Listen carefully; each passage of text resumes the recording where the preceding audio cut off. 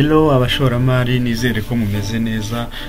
Ubushize hari video zanjye ebyiri na mentioninzemo icyitwa Central Bank Digital Currency hamwe na cryptocurrency.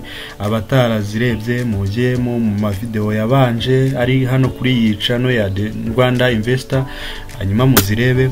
Hanyuma uyu munsi ngarutse ngiye kubabwira, ngiye kugerageza kubasobanurira Central Bank Digital Currency niki, cryptocurrency niki, itandukaniro riri hagati yazo zombi ndetse n'icyo byose bihuriyeho. Mbere na mbere rero, Central Bank Digital Currency niki? Central Bank Digital Currency ni faranga rikorwa na Central Bank zigiye zitandukanye z'ibihugu hano ku isi, zigendeye cyane mu kwimakaza cashless economy. Zikaba ari digital currency zubakiye kuri distributed database cyangwa se ikoranabuhanga rigenzurwa. Hanyuma cryptocurrency zo na amafaranga na currency akorwa n'abantu ku giti cyabo n'ama institution atandukanye, ariko atafite ahantu ahuriye na leta, akaba abayubakiye ku ikoranabuhanga ryitwa blockchain.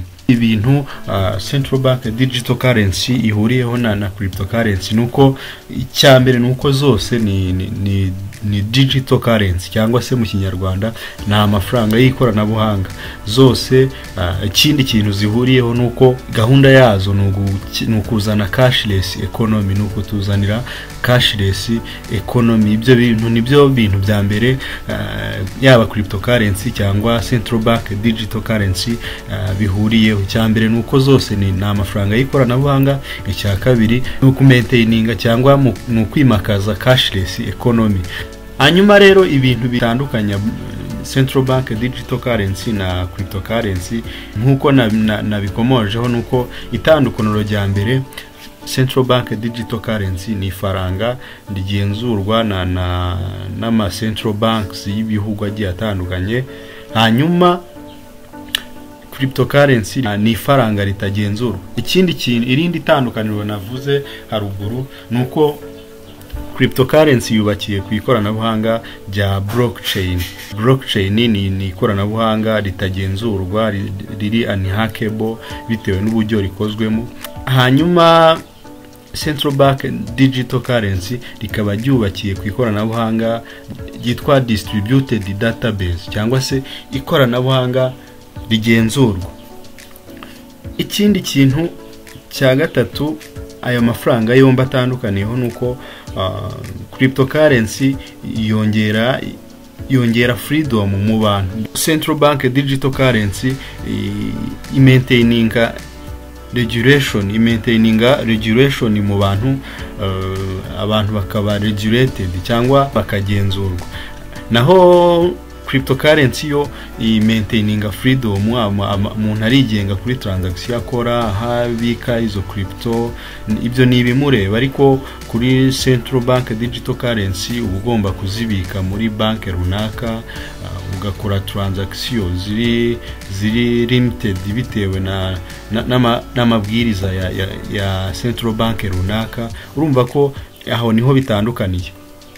Ikindi kintu cya kane bitandukaniyeho nuko cryptocurrency iba ifite umubare ntarengwa wakozwe. Nukuvuga, murabizi nka Bitcoin ifite miliyoni 21, aba ari uwo mubare wakozwe, nta wundi wongerwaho. Hanyuma Central Bank Digital Currency nta mubare ntarengwa ukorwa. Igihe cyaricyo cyose bashobora gukora andi mafaranga, bashobora gukora izindi digital currency bitewe nuko ubukungu bw'igihugu bumeze, bitewe nuko Central Bank iri kubigena.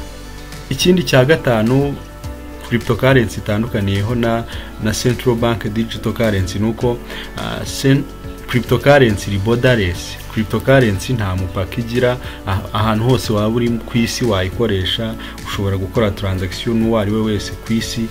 Mbese iri borderless, nta mupaka igira. Ariko Central Bank Digital Currency